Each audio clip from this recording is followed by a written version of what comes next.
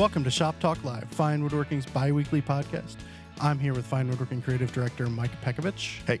Associate Editor Anissa Capsalis. Hi. Taunt Video Hi. Manager. Hi.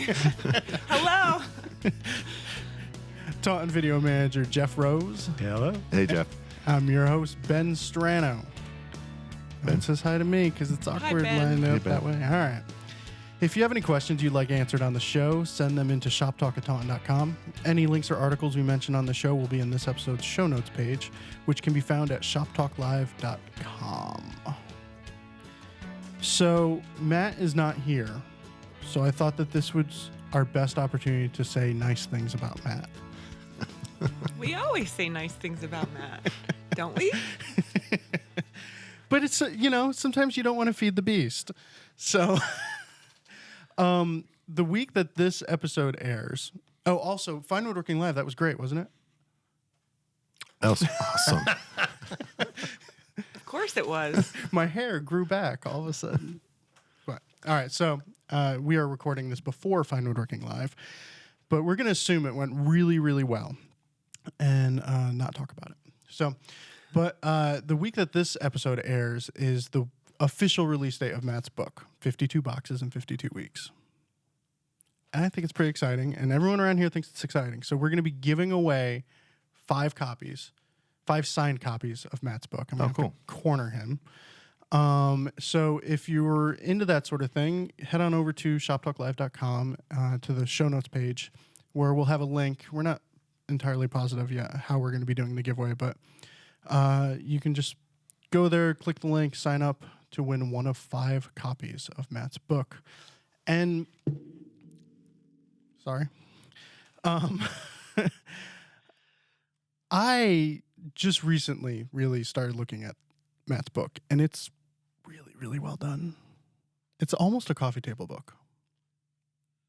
Yeah, except that I think that's kind of a pejorative, so I'd never accuse anything of being a coffee table book. I think it's really...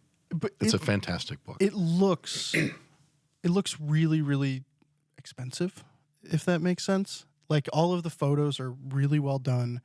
All of the boxes are, of course, incredibly beautiful. It's interesting to thumb through. I find myself every now and then just picking it up and thumbing through it and seeing things in a way that I've seen all of these boxes in person, but seeing them in a way that I haven't looked at them before. And, it's inspiring. Yeah, and for folks who aren't familiar with it, I think a lot of people already are. Matt spent a whole year making roughly a box a week, and then going home at night and consuming certain quantities of alcohol and blogging about each box. So there's a certain kind of flow and sense of place to his writing, which is really cool. So basically the book stemmed from basically a year's worth of work on doing something. And I think it's the coolest way for a book to come together, because it wasn't like Matt said, oh, I'm going to write a book on boxes. I have to come up with a certain number of designs. I think that's okay. You can. Most books are made that way. That's not a horrible thing, but the fact that Matt's book is not just based on a direct attempt to write a book, but it was really on a year's worth of really working hard in the shop, working on his design and sort of creating something real, and then taking that real thing and using that as the basis of a book. And he's a great writer. He's a fantastic photographer, and he's a really, really good craftsman, designer, and box maker. And I think all those things go together to create it's a book, but I think it's more than that. It's sort of a document. Yeah. I was thinking about it because initially when he started talking about doing the book, I was like, well, you've already blogged about everything, and there's a lot more information in here than on his blog, obviously, but having it all in one collection. Oh yeah. In one place to thumb through and seeing the progression as you move through the pages. This is a much better format than a website for seeing it. Yeah, it's a different animal. And I feel really bad for Matt. I think it was unjustified and unwarranted. But the very first review on Amazon for Matt's book, it was like a 2-star review. And the person said, well, this was just what was on his blog. It's like, That's really, it's not. I thought that was really, I think it was beside the point. I think it was a little bit unfair. So if anybody has bought the book and you like it, go on Amazon and give Matt a really good review, because I think it's worthy of as many accolades as it can get. Yeah. Have you looked at it yet? I have looked at it. I have looked at it briefly. The first copy that Matt got, I had in my cubicle area for a little bit. Along with all the boxes. Yeah, I had the luxury of having all the boxes, in cube land downstairs from here, where I sit most of the time when I'm here. I have a double cube. You have the largest office of anybody on staff. I do have the largest office. She's got a double wide. I do. The thing is, that whole other half of, I can't claim it. And it, for a long time, it was the museum. It was Matt's boxes were in there, and I got to set them up just the way I like to turn and look at them. Now it's packed full of stuff for Fine Woodworking Live that we need to load up and take with us. But I got to look at those boxes and arrange them, and it would be a resting place for me when I was working, and I would just turn and I would have something beautiful to look at all the time. And this book has such a sleek design to it, and it has so much basic and intermediate and advanced information in it. And as you said, it's all in one place. It's just pleasant to look at. And the information of the woodworking wealth of information is just invaluable. And there's no way to go through this book and not pick up some really good tips. And there's no way to go through this book and do some of these boxes and not become a better woodworker. And not even necessarily doing the boxes, but you're going to get ideas. Yeah. Even if you do solely casework or something like that, there is ideas in there for everyone. Yeah. And I love like first paragraphs to books. And this is a good one. I played baseball when I was a kid. Here's what I learned from my dad about how to get better at hitting, base running, catching fly balls, and everything else baseball related. Practice. Do it over and over until it becomes second nature. Woodworking is no different. If you want to cut better dovetails, then you've got to get in the shop and cut them. Then cut some more. After that, cut several hundred more. Repeat for several years or a decade. Now you're cutting dovetails like Christian Becksvoort. That's really depressing. No, because I'm very guilty of thinking that woodworking tasks or skills or whatever are easy. Partially because it looks easy when you see Christian Becksvoort cut dovetails. Yes, that's true. That's easy. Right. No, it's not easy. He's just done it for decades. Yes. Matt's boxes are perfection. It looks easy. Yes. No, No. it's not easy.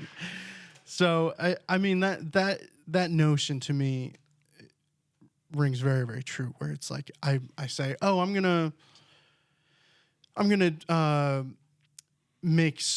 put staked legs on the bottom of this low bench that I'm making for Fine Woodworking Live, and I've seen people do it before. It's easy. No, there's practice involved. It looks easy. It's not easy. There's many ways of screwing it up. Yes. And until you find each and every one of them, you're going to keep screwing it up. Yeah. So the idea of like he sets the tone like this is a journey. This is his journey. This is how he got better at things. And just it's not an immediate thing. Just because it looks easy, it's not easy. So that's one thing that I like about this book. That really was like the most nice things we've ever said about Matt, like continuously. Well, it's nice because we know he won't listen to this. Yes. So, but do you have any other nice things to say about Matt? I always say nice things about Matt. He's very chatty. He is. You stole my pencil. Oh, sorry. All right. Watched it happen too. Let's hit up a question. Question number 1 comes from Mike. I use a myriad of tools to cut my dovetails, including a handsaw, a drill press, and a router for cleanup. What constitutes a hand-cut dovetail? Does hand cut simply mean not using a router jig, or that you simply used your handsaw at some point? It's a good question. It really is. It's a good question, and it's sort of indicative of the current culture of woodworking that it's even a question that someone has to ask it. It's almost like saying, does this count as a real dovetail if I include some power tools in cutting it? So which kind of says, well, that means that there is such a thing as a real dovetail in a way to make a dovetail, which is somehow not real. So in that case, I've made some not real dovetails. it's a dovetail. Did it like sort of hold together when you're No. done? Okay, that's not a dovetail. I've made backwards dovetails. Oh yeah, that's awesome. For me personally, because I do introduce a lot of machine methods into my dovetail routine, and so when I'm teaching a lot, I sort of explain why I still consider my process, which can use a table saw to cut tails and a router to clean out waste, why I consider that to be a hand-cut dovetail. And that's because the most critical part of the joint is whether you cut pins first or tails first, it's sort of marking and transferring those marks and then cutting that mating piece to fit. And for me, that's always done with a marking knife and a back saw to both mark so I do tails first. So to mark the pins board, I knife them and then saw to that line. And so I consider that to be a hand-cut dovetail because the most critical juncture in the creation of that joint is handled with hand tools. And I don't do that as an added challenge or to be able to say it's a hand-cut dovetail. I do it because it's the easiest way for me to do really, really accurate work in the most efficient way. Mm-hmm. And you can get there with a router. And I don't think it really matters how you get there as long as the end result is sort of exactly what you want. There's no extra points. Well, yeah, and like what I mean by that is like, well, I have a router jig, and it's really good at cutting half-blind dovetails, so my backs of my drawers have half-blind dovetails because it's easier to do with a router. I think once you start to fall down that path, or the narrowest, I'd like really, really skinny pins, but the skinniest pin I can get with a router bench is router bit is X inches wide.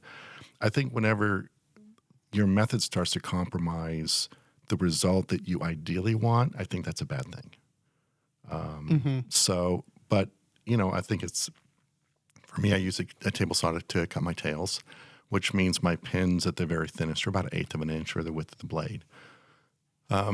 I like that. I think it looks really good. But if I like those really, really skinny pins that almost come down to like a single saw curve, like a hand saw curve, I wouldn't be using a table saw. I'd be doing something else if that were sort of what I was aiming for. So I guess one question is it doesn't really matter as long as you get there where you want to go. And number two, I consider hand-cut dovetail if you are sort of scribing by hand and making that saw cut. The rest is just the fastest way to get through that non-critical part of the process. Mm-hmm. What do you think, Anissa? You cut a lot of dovetails.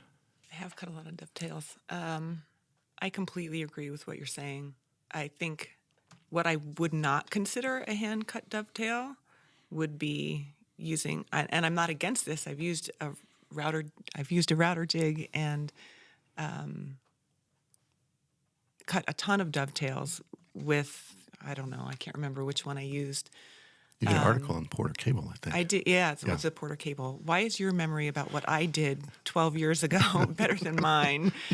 I did the Porter Cable, and I cut a whole kitchen's worth of dovetails with that, and I think they turned out great, and it worked really well. I don't consider that hand cut. A combo of handsaw and power tools, I do still think it's hand cut if you're measuring, if you're transferring by hand. If a good portion of those lines that go together, they're hand cut. If you're using power tools to waste away some material, there's nothing wrong with that. And I think in some ways, actually, I'm going to go back on what I said. You can even say, I'm sure some people consider using the jig hand cut as well. I think it's a fine line. I don't think so, but I'm definitely not against it.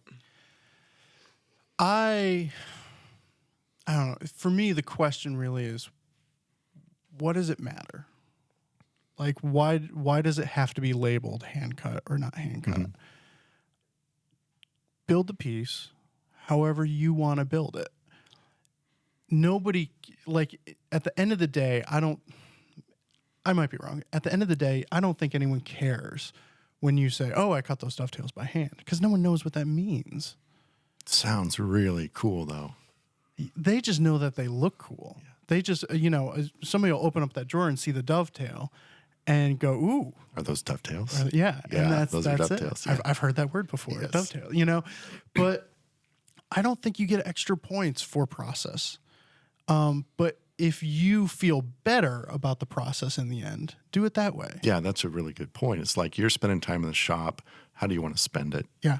Like Chris, I don't like cutting dovetails per se. I use them in almost everything just because it's like I have. Because I'm Mike Pekovich. Well, yeah. I'm chained to the dovetail. I get through them. I want them to be really accurate. I want them to look the way I want them to look. But I try to get through them as quick as I can. But someone like Chris Becksvoort and Anissa, you've worked with Chris. It's like when Chris sits down to cut a dovetail, it's like this little halo appears over his head.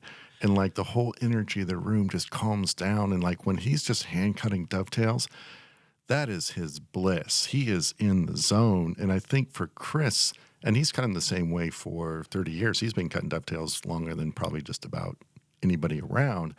And he's not rushing through them. He's not thinking about efficiencies or a faster way to do it, because I think that is the point. When you're at your bench, for Chris, I get the sense that when he's at his bench with hand tools and like cutting a dovetail, that's the best place to be. Why is he going to blast through that to get on to something else? So kind of to your point, Ben, it's like, yeah, why are you there? What are you getting out of the experience beyond just the finished piece? And so, it's kind of that journey. I think the journey is just as important as the destination. I think they're intertwined with each other. Well, but I mean, also, I would argue a little bit that when Chris cuts dovetails, he's done it. And to Matt's point in his book, 52 Boxes in 52 Weeks,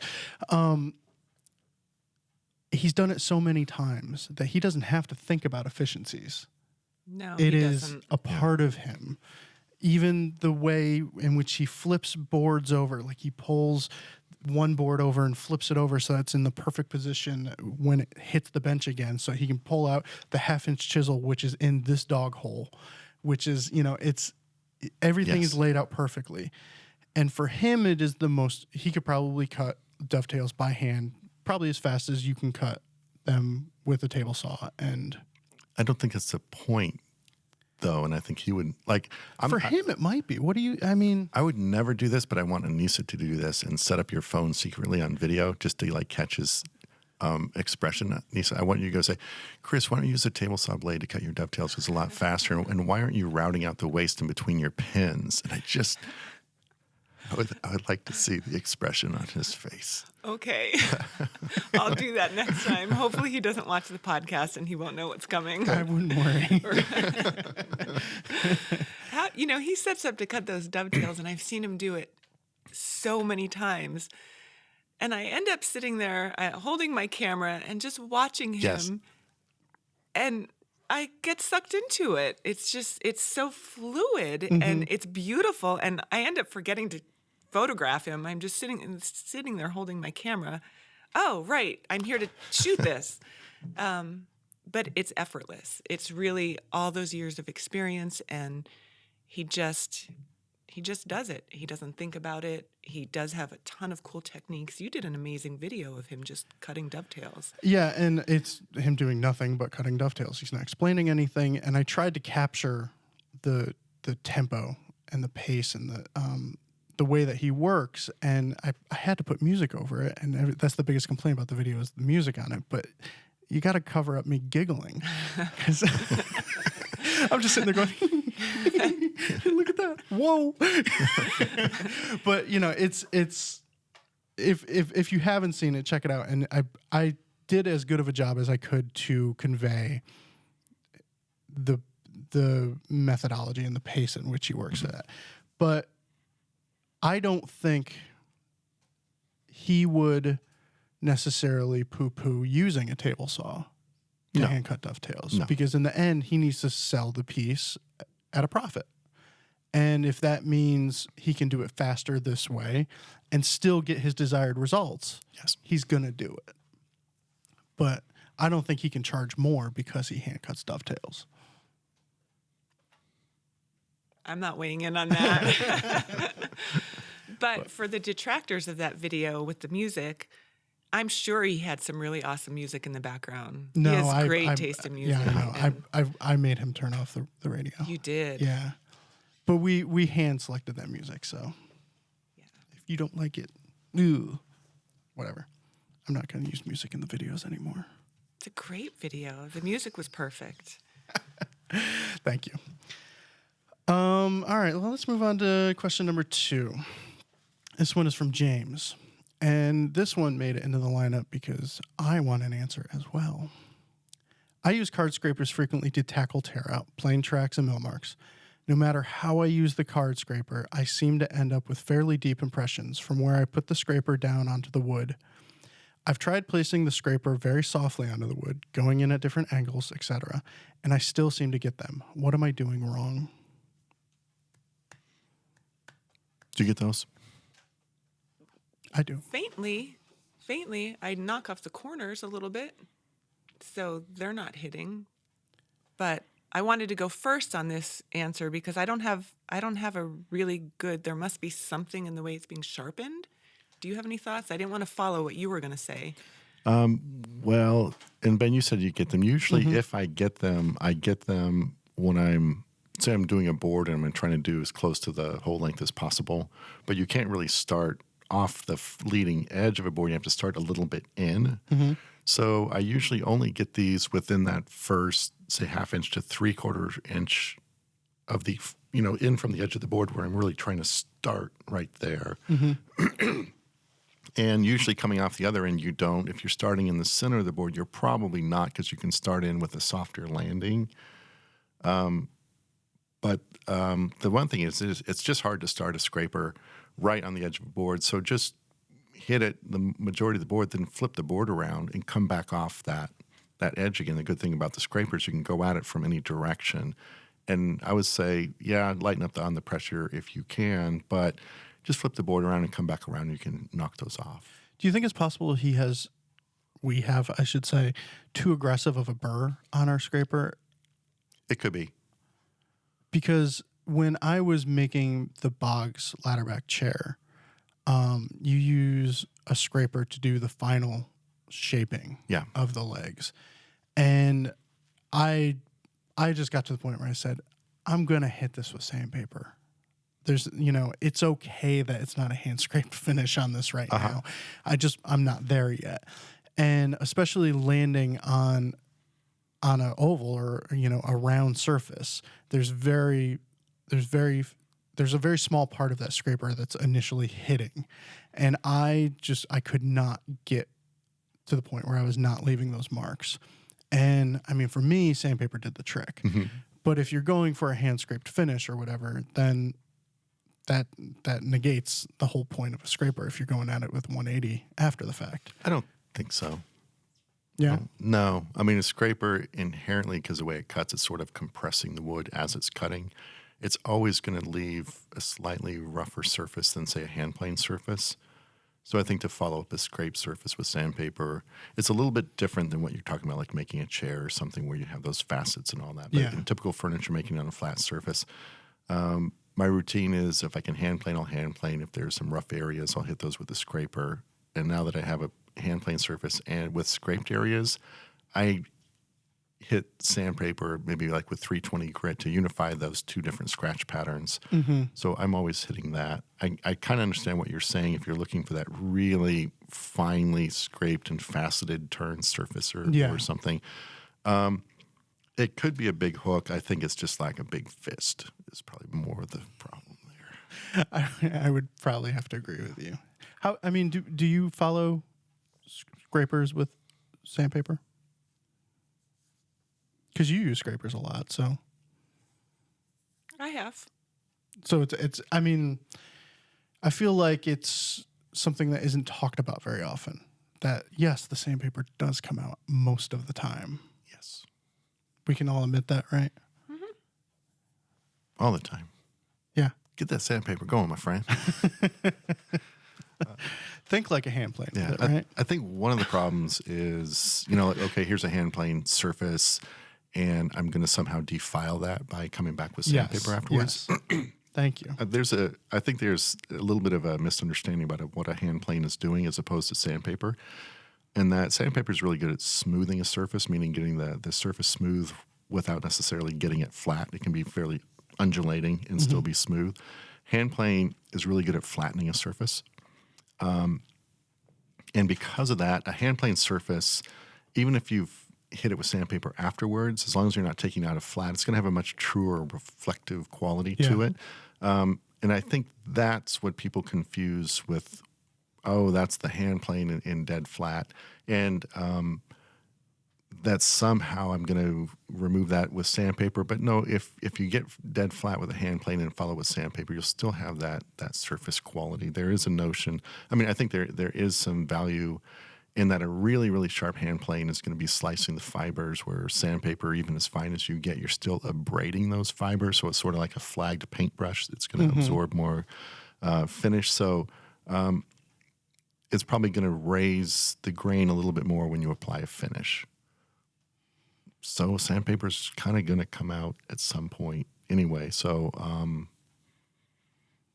I think that I don't think it's a bad thing, and I think it's necessary. Is there such a thing where you can go with a hand plane finish and then just leave it, and that is your final finish? Yeah, absolutely. You know, I think Andrew Hunter speaks really well to that in the Japanese tradition, where, you know, you're hitting a surface with a hand plane and nothing else follows that. Yeah. And there's some incredible beauty to that, but by and large, again, it's sort of like the what constitutes a hand cut dovetail.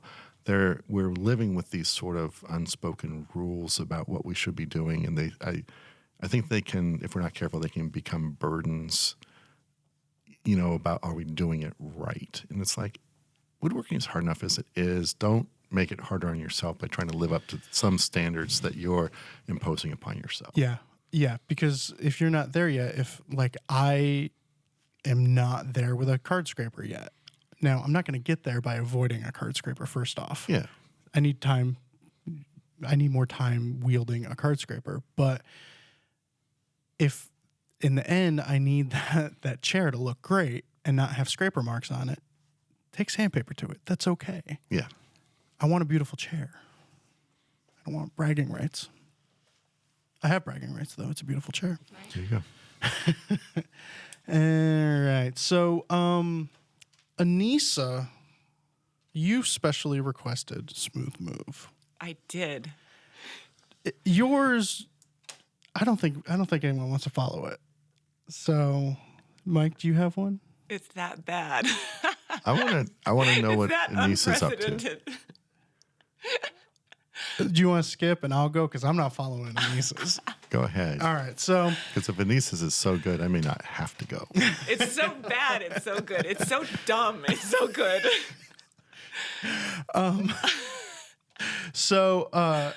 Mine happened like a year ago. I got a Texas Heritage apron for Christmas, and I get it. You know, my wife gives me this beautiful apron. I love it. It's awesome.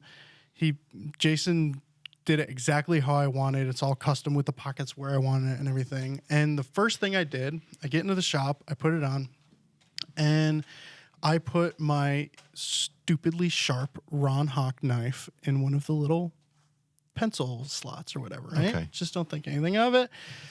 I'm walking around, working.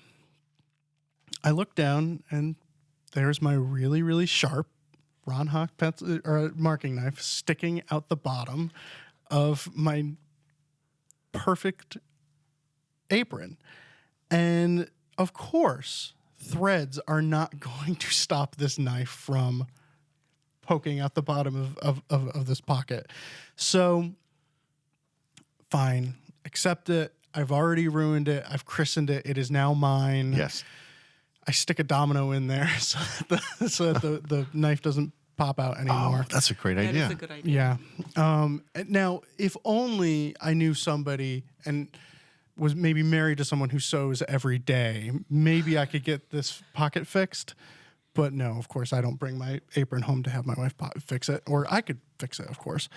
But so in the meantime, I have lost my Ron Hock knife, and I've moved on to an Alpha snap blade knife, like Michael Fortune uses. And it's, just like one of those little clicky knives that extends and you change out the blade. Well, night before, it's in my apron. I'm at the chop saw doing something, and I feel I just gashed my hand.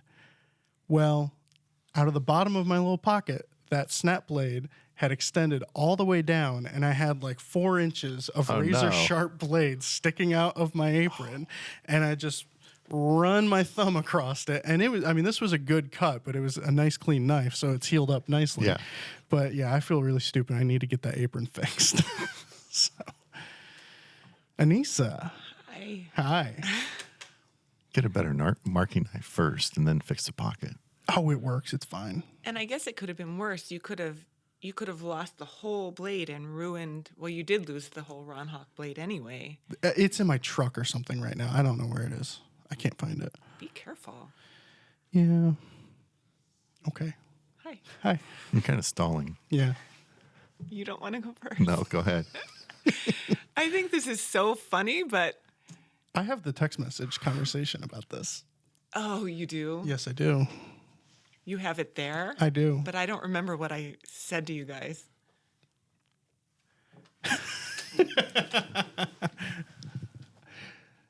OMG, this project is cursed. I just no, I don't want to take I don't want to take the thunder. All right. Continue, Anissa. This just happened a few weeks ago, and nobody's ever done this before, I don't think. It's really dumb. I'm working on a project, and it's kind of a big project, and every time I go in, and it goes back to something we talked about on this podcast, that I don't like to dabble. I don't like to spend an hour here and an hour there and 2 hours here and a half an hour here and just run in and out trying to do things. It takes so long to get back to where you were that it's just harder. And once you get in that zone, you don't want to leave. It's frustrating. So I'm working on this project, and it has a lot of basic boxes or carcasses. And I'm not really having any trouble technically building them, but I just keep doing stupid things over and over again. Like I cut all these miters on these boxes and put them in the dumbest spot ever. Just the most precarious spot in the shop. And I as I was setting them there, I thought, oh, that's not very smart. And then the other part of me said, well, it's only going to be for a minute. So in that minute, they just bam, and a whole bunch of the corners were They fell. They fell, Yeah. hit the ground, and all these perfect miters. So I have 6 boxes, and just a lot of big parts that I'm shuffling around the shop, and they got pretty dented. So I had another brilliant idea. Well, I know I can fix anything. It doesn't faze me when this stuff happens because I've made so many mistakes. And that reminds me of a conversation we had at a big staff meeting once where we talked about, does a master just not make any mistakes, or does a master craftsman not worry about making mistakes because they know how to fix them? And I know that every shoot I've been on, or 90% of the shoots that I've been on, something goes wrong. Right. Sometimes it's a little thing, sometimes it's a big thing. And I could tell when somebody's been at this for a long time because it doesn't faze them. They know they can fix it. And, it's not actually a real life situation because you have somebody hovering over you and they're taking photographs of you and they're stopping you and bossing you around and really, interrupting your thought process while you're trying to work. That aside, so I decided I was not going to fix this mistake while the pieces were apart. I had this brilliant idea that I didn't want to deal with it. I was being a little lazy, and I thought I'd be able to do a good job fixing it once I had the boxes glued up. Right. And that meant that I had all the grooves for the backs in, and I had all the sliding door grooves in. A lot of work invested. A lot of work invested. So this one particular box that fell, I decided, I was sanding it and I had it on my router mat on top of my bench, and I was trying to fix some of the little mistakes from that ding that happened, that big ding. And I had a bottle of CA glue, and I meant to bring props for this, but I just didn't get my act together. So the bottle of CA glue that I had two tops on it. It had one to open up the whole bottle like this. So you have, this is a crinkly bottle. So it had one, but that's not the one that you're supposed to use. It's the one that has the pointy cap on it. Okay. Oh. So it was one of those, and so I took off the pointy cap, and it was one of the nights that my kids were asleep. I was in the shop. I wasn't rushing around. I was calm. I was excited because the boxes were looking great. And I took off that pointy cap, and I had my little piece of material that I was going to glue into the big giant ding. And I dropped a tiny bit of CA glue into the repair. But I planned on dropping a tiny bit, but I had taken the whole lid off. Oh. So when I went to drop the tiny bit on, the entire container of CA glue just spewed all over this case, down the side, on the top, onto the router mat. And by the time I figured out what to do, it was practically dry. So, you have it up there. Yes. I dropped CA glue everywhere. Microphone. Oh, sorry. I dropped CA glue everywhere. I glued the case to my router mat. I couldn't do anything about it. Basically, I sent a group text to all of you and complained about it. I was putting my son to bed when this started coming in, and I'm like trying not to crack up. Ding, ding, ding, ding, ding, ding, ding. All these text messages are coming in like, I just glued a router mat to my whole project. Who does that? You do. Who does that? But you've cleaned it up. Oh quickly. yeah, it didn't. And I was more just cracking up. So like the messages started coming in that was like, oh, just cover it with a Kumiko panel or milk paint it. You guys were equally mocking and helpful at the same time. It was really great. And you're like, no, I'm just gonna go outside and scream and. But there's we'll post the pictures. There's a progression of, and these were shortly after. I was like, I think I had told you just walk away, just go inside, and you were like, and within half an hour you had it totally cleaned up, and there's your router.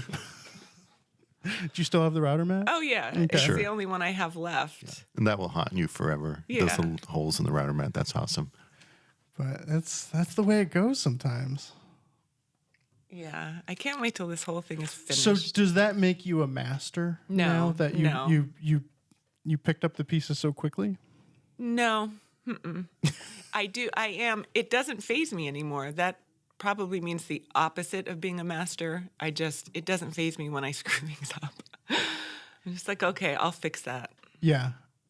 I'm getting there. I don't freak out now. I used to like freak out and just think about starting over again or just wanting to trash the piece and just being incredibly frustrated. But now it's like, okay, I've seen someone make a similar mistake and they worked their way out of it. And I think that, and by the way, this is actually going to be an article in the magazine. So gluing a router mat to a case piece. How to remove router mat. Yes. It's a finishing article. Removing router mat from your project. Actually, it's on a modular wall unit Anissa's doing for us, and she's a fantastic woodworker and designer. So, however, answer me this question because I kind of feel this way. I don't think you ever get less frustrated at the work you're doing. It isn't like, oh, I used to make mistakes and I don't. I think it doesn't matter where you're at. There's always something to be dissatisfied with. And I'm like equally dissatisfied. Granted, now it's a smaller thing that I'm mad about than it was, say, 30 years ago. Uh-huh. But I'm just as frustrated now at when the things go wrong forever. So I think it's a constant. I mean, Anissa, you were talking about like this thing was like a complete disaster, and once you got it cleaned up, it's like it's perfect. but I don't know. I don't think that woodworking gets less challenging for me. I think we just keep raising the bar as far as what those challenges are. But as long as you can take a step back and see that, and say, oh, you know what? This is a little thing compared to what used to freak me out 20 years ago or whatever. And I equate it to, at some point, every guitar player feels like they can't get their guitar in tune. And it's not that. It's just that your ears are better at hearing I think the that's out of tune Yes. guitar. And like I can see my progression when I look at my older pieces, especially. But there are things that will still bother me every day in the shop. Like I still feel like I'm, not cutting this perfectly, or I'm not doing that. But then when I take a step back and look at how far I've come, I don't worry about it. So I used to just like sit there and think about the mistake nonstop. And now I kind of just sit there and go, okay, don't do it again.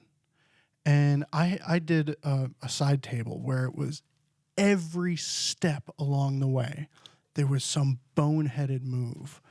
I mean, it was just one after another. And I could have looked at it like it was a cursed project. It would have been easy to say this project was meant to be thrown in the garbage.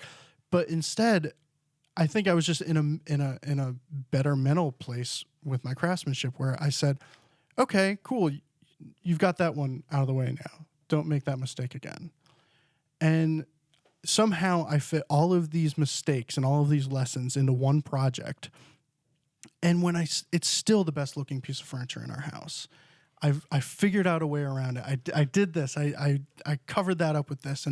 And I think that is an amalgamation of like years worth of learning into one piece. You packed a lot into there. That learning curve was really steep through that little table. Yeah. But and is you figure out where you went wrong and sit back and say, okay, why did I do that? Because we've talked about it before, where when mistakes happen, there's a reason. There's always a reason. Nothing just happens. Mm-hmm. People talk about an accident in the shop or something. It just happened. Well, there was a reason why it happened. With mistakes, it's the same. Well, you didn't set yourself up for success somewhere along the line. And if you can identify all of those areas, then you grow in your woodworking. So you are a better woodworker now than before you dropped a whole bottle of super glue. That's very nice of you to say. Well done, Anissa. Thank you. And for all of you out there, if you make a mistake, feel free to text message Barry, Ben, Matt. Were you in on that? I think I may have been too embarrassed to send it to you, Mike. I got in there. You did? Yes. They will mock you right through it. It's out of love. All right. So we are going to take a minute and pay some bills. And when we come back, we're going to talk about some installing some hardware and some more dovetail chat. This episode of Shop Talk Live is brought to you by Varathane. From furniture and cabinets to floors and crafts, professionals and DIYers alike have trusted the color and protection of Varathane since 1958. Varathane Wood Stain gives rich, true color in one coat, and Varathane Triple Thick Polyurethane has the durability of 3 coats in one. Visit varathanemasters.com for details. Beginning May 1st, you have a chance to win a prize package brought to you by Fine Home Building and Festool.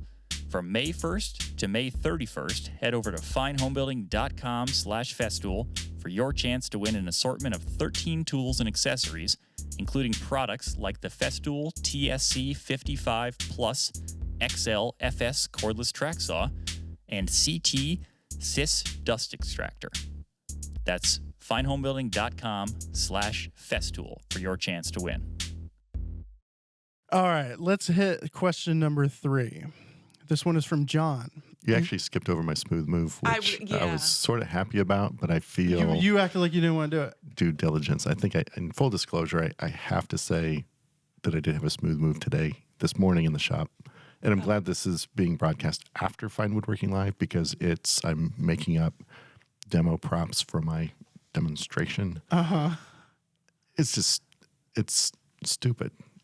It's incredibly stupid. I'm just It's doing. smooth.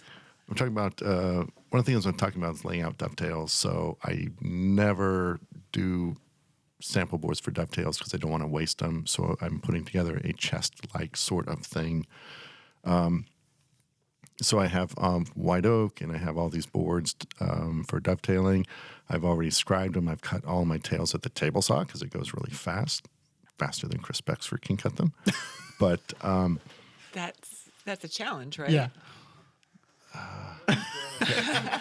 however, I got through the thing and I used a little shoulder guide that I clamped to the tails board to scribe to the pins. And I always got to make sure that the guide is nice and square because I make billions of them for classes. So I put it on there and it's like it was not parallel to my scribe line. When I sucked it up to the edge, it's like, well, this guide is way off. So I flipped it over. It was still off in the same direction. It's like, what?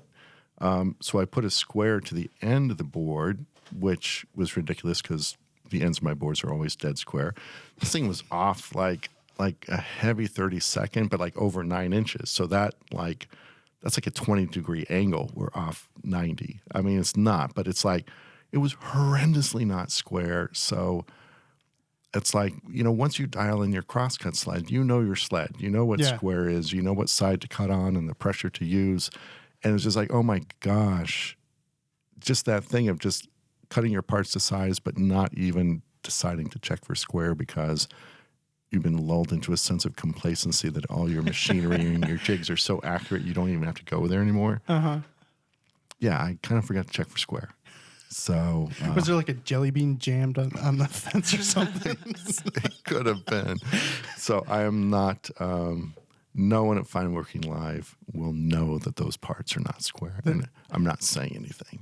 Have you ever done something stupid like that and said, "Oh, well, this project just is 2 inches shorter now"? Oh yeah, Like the dimensions just changed. That's the way it is. But probably like the scribe lines are already there on all the parts. I have 2 other components of exactly the same length as that. So it's like, well, if I have to cut that down, I actually have to cut the other side down and re-dovetail. Well, no, it ain't going to happen. Well, since this is after Fine Woodworking Live, no one noticed. No. And they won't know. They were none the wiser. I'm going to have to make like a custom shoulder scribing jig, which is out of square enough to be parallel to the scribe line. So there you go. All right. See, and yesterday you didn't have a smooth move. I didn't. And you literally said, I think I can come up with something. And that's what you do. Yes. You put everything into this podcast. I appreciate that, No Mike. problem. All right. Question number 3 from John. Well, wait. Before we move on. So the dovetail challenge between Mike and Chris Becksvoort, you would start with your stock, and Chris would start hand cutting the dovetails. You would have to incorporate the setup into what you were doing, right? You wouldn't have everything set up before. You would have to angle your table saw blade. You could have, you have a sled. I can start with the sled that I have, but I Right. would. Can the blade be installed already? And No. I just have to angle it? No. Install the blade? Yeah. Well, because you're using that specialized blade. Yeah. So you got to put No. the blade in. Right. All right.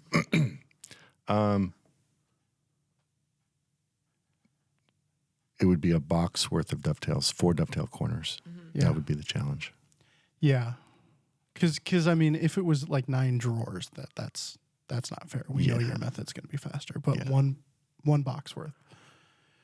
I'm not. Let's say Chris Becksvoort out of the equation. Let's just say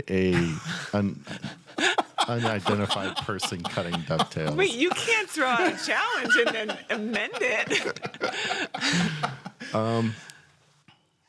Yeah, the last person who challenged Chris to cut dovetails just had his butt handed to him in no uncertain terms. Who was that? He Wait, was are we allowed to? Dave from Lee Nielsen. He used to. I don't know if he's still with Lee Nielsen. I don't think so. He said he challenged Chris Becksvoort at a Lee Nielsen You don't event challenge to Chris Becksvoort cut a dovetail. and maintain your job. And it at was Lee filmed. Nielsen. It's actually it's on Fine Working Live somewhere. What was the great thing about this is the young man who challenged him, he was just like rushing through it. Like he was like, yeah, I mean, like he's trying to cut these things as fast as possible. Chris is just like, no, same speed. Yes, it's just Chris cutting the dovetail. It's like the thing I was most impressed by was that he paid no heed whatsoever to the notion that this was a challenge or a speed contest. He was just doing his thing. He was the way he would always do it, and he still won. So, But they were both hand cutting the dovetails, yes, right? they're both hand cut. So yeah. It's on you to make this happen, Anissa. You know that. And it should be at Chris's shop, right? Tripped me. Because, all his stuff is there. You could just, your sled is pretty small. Yeah. This has got bad idea written all over it. Yeah, this is not going to happen. I think people should comment if they want to see Mike Pekovich. Wow. And what? I'm Now being you're- an now you're- instigator. Yeah, this is... I think it's just not an apples to apples because it's like Chris has his methodology and he cuts them the way he does for the reasons that he does. And I do it. And it's not a comparison. Neither one of us are sort of holding this ultimate thing up. I hate cutting dovetails more than Chris does. I'll buy that. I am as dissatisfied with a bad dovetail as Chris is. But I will try to get to a good dovetail. I've spent like every waking moment for the last 20 years trying to get to a good dovetail faster. Mm-hmm. So I think it's a completely different mindset and priority. And the fact that I will get there faster, it only speaks to the amount that I dislike cutting dovetails more than Chris does. I think that's all it would prove. So, yeah, no. All right. You wiggled out of that one. Yeah. All right. Question number 3 from John. Is there a best practice or a clever way to locate the strike plate for a drawer's half-mortise lock in a chest before assembling glue up? And you've done a lot of these, right? Yeah. And you kind of have to before glue up because it's a lot easier to cut that little mortise. What we're talking about is you've got a drawer, you got a half mortise lock where when you turn the key, the post goes straight up. It has to go into something. So it's got to go into a little mortise on the bottom face of, let's say, like a drawer divider or something like that. And if your drawer is only like 2.5 inches high, it's impossible to cut that mortise once it's glued up. So you have to do it. But if you're doing it before the case is glued up, your drawers are not made yet because you never make your drawers until your case is glued up. So it's a matter of you just kind of guess. You measure, you do your drawing, you figure out your drawer thickness, you figure out the post location on the lock and account for that. And then you just kind of fudge it because what you don't want to happen is you don't want to have the drawer fully seated all the way back and have the post come up, but the mortise is like too far back. Mm-hmm. So it's okay if the mortise is a little forward because all that means is that, you want it wider, so you want it all the way back and you want the post to come up. But if the drawer kind of comes forward a 1/16 of an inch or 1/8 of an inch or so before it engages the front of that mortise, that's okay. So there's wiggle room there. So just sort of figure it out, but then make it a little bit wider than you think you need to. Because that mortise can go back as far as you want to, and it's a non-issue because the drawer is going to stop when it hits the back of the case, and that little mortise that post may never hit the back of the mortise. But moving forward, that's where you run into trouble if it's not far enough. So just guesstimate it, come up with the drawing, get as accurate as you can, and then just make it a little bit wider than you think you need. Would you maybe make, because it's the depth of it, not the width. Because the width is going to be in the center or whatever. No, where they're not. That's really bizarre. A lot of those half-mortise locks, they're completely asymmetrical with the plate. So, but the plate's going to be in the center, right? But the mortise the keyhole is going to be in the center. Okay. I don't know if the plate is. I don't know if the post is always centered. Number one, the keyhole is not always centered on the plate, so that's crazy. And then I don't know if the post is always centered with the keyhole. Okay.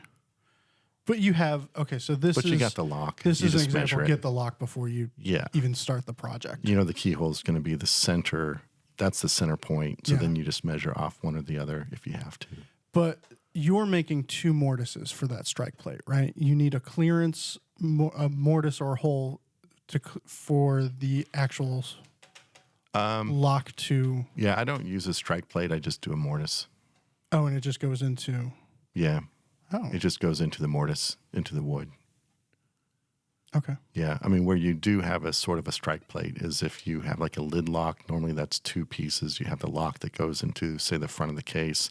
And then you have this little brass piece with hooks that gets mortised into the lid. And the hooks sort of fit into the lock. And then as you turn the lock, these little cross pieces swing and lock the hooks into place. That is a Yeah. 2-part thing.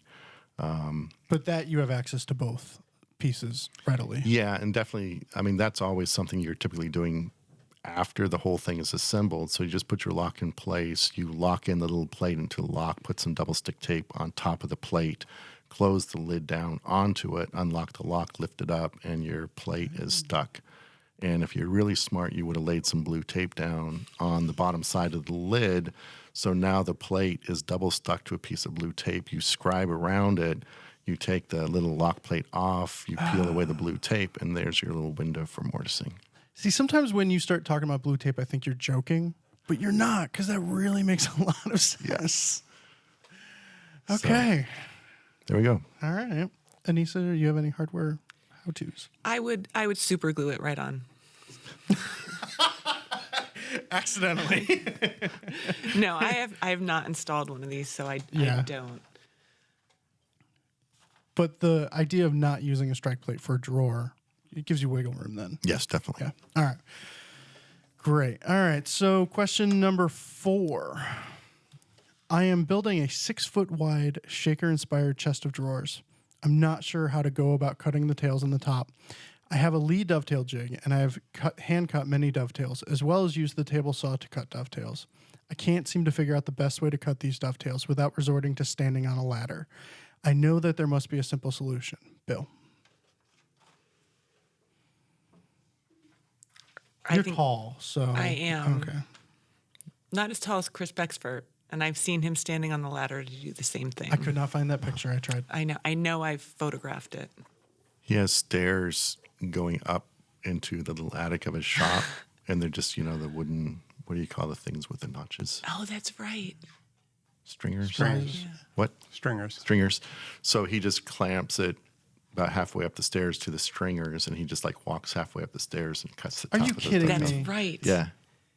No, I'm not kidding. That's what he does. Are you kidding He me? has. I've also seen him on the ladder, but yes. Joe Cool. Yeah. Wow. So how do you do it? You don't have... well, you do. You have an attic ladder. Forgot about that. No, I mean, I've cut them on taller pieces. Like I've done, I'd say up to 4 or 5 feet. I just do it on the table saw with a blade, maybe add a higher fence to my dovetail sled and just stand it up. That's okay. 6 feet, you're getting pretty wiggly there. Mm-hmm.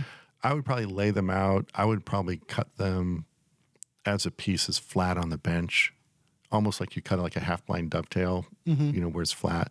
So you're starting maybe along the top and down and just keep going vertically with the blade. So you're just basically cutting all your dovetails with a workpiece flat, and then you can just chop things out while it's flat as well, so it never goes vertical. Now, if you wanted to use the router jig, could you put the router jig on its back, put a spacer block on the other side to hold up the other end of the board on the bench, and just hold your router horizontally?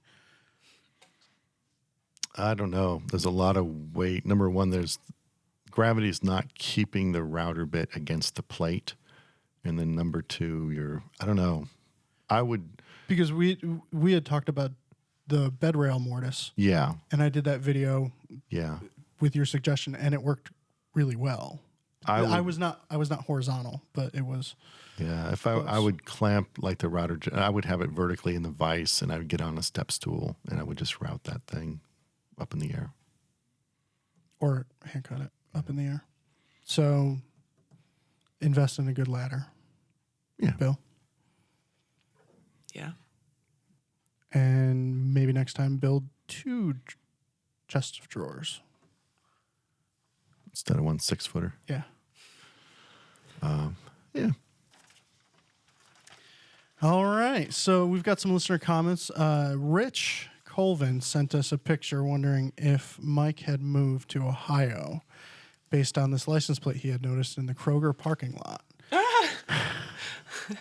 It's a truck and the license plate says blue tape. I don't know. I would like to know the story behind that. I know. If you're the person in Ohio with the license plate blue tape, please send us an email and explain yourself, and I'll send you something in return because that's awesome. Yeah, it is. The best thing about that is it's Ohio plates, which means in Connecticut, it's still up for grabs.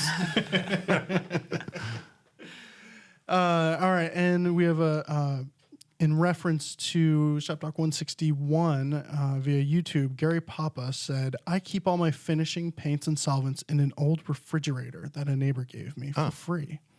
It has plenty of shelves and a good seal, and that's pretty clever.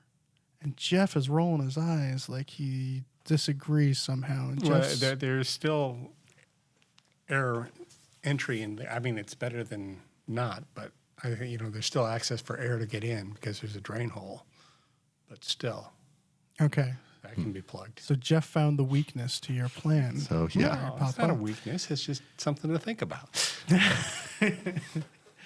All right. I have a recommendation. Wait, there was one more listener comment that you forgot to read. It was from YouTube where you had posted my sort of tuning up a hand plane segment from last year's Final Working Live. Okay. And it just started out basically, after watching, in parentheses, a portion of this video, I came to the conclusion I do not like Mike Pekovich.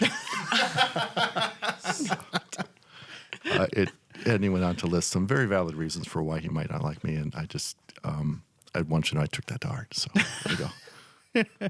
That's also the guy who clicks dislike on the videos as soon as I click upload. Okay. It'll be like a half an hour long video and boom, 2 dislikes. He has 2 accounts. All right. So I want to recommend everyone go to MH Woodworker on Instagram. It's Michael Hill. Oh, yes. He's killing it. And I love the story behind this. another text exchange. Yes. Ben says, have you seen this guy on Instagram? He's awesome. What do we know about him? And so I go on him. Actually, I know him. He was a student of mine at Mark Adams on a little box class. He is an awesome woodworker. But if you go down his feed quite a ways, there's a picture of him and Ben together, smiling for the camera. I didn't make the connection at that point. Yes, we had some conversations at Handworks in Iowa, and his feed makes me want every tool that Inca ever made. The table saw and the bandsaw and all that stuff. Yeah. But really, really well shot videos and great pictures and everything. It's a really strong Instagram feed. So MH Woodworker. Cool. Check that out. Anybody else have anything? Throw it out? Nope. All right. If we haven't mentioned it, Philip Morley, if you haven't checked out his Instagram feed, it's really great. You're right. We haven't mentioned Philip Morley this whole episode. Yeah, we should get that in there. And, Pretty early on. I mean, he makes really great furniture. He's also sort of a master of the machine setup. Really, really smart work. And I'm always learning from watching his feed. So check that out. Did you see that video he did with the, he had that little MDF offshoot thing for his, on his table saw. So it was basically taking all the offcuts and just angling them out and off and out. Yep. It was awesome. Yeah. Yeah. Okay. Because he was cutting little narrow strips of something, right? And it was just pulling that offcut away from the blade perfectly. It's like a wedge. It was a little wedge. It was an I think it was MDF. A little wedge, and everything just went zoop, zoop. Wow. So there was none of that rattling around. Sure, by the, right. Yeah, and like, do you reach and grab it? Do you turn it off? Do you another stick and flick it away? Not if you're Philip Morley. You just roll with it. See, there you go. Because you're awesome. All right, that's all for this episode of Shop Talk Live. If you have any questions you'd like us to answer on the show, send them in to shoptalk@taunton.com. If you're watching on YouTube, please click that thumbs up button and leave a comment about Mike. If you're one of the 4 people who clicks that thumbs down button, the moment I hit upload, you just keep being you. That's still in there from like 3 episodes ago. Oops. Finally, you can keep up with Fine Woodworking on Instagram and on Facebook, and look for all of us on Instagram as well. Oh, my book is on pre-sale on Amazon.com, which surprised me. Yes. Hardcover. I had no idea. Matt told me about it. It's like, oh, I'm on Amazon. Crap. Did you buy your own book on Amazon? I have not. I can't afford it. All right. Thanks for listening. Because it's hardcover. Yes. That's awesome. And I've placed no more thought into this outro bit. Thanks for listening. Now go build something. Cheers, everybody.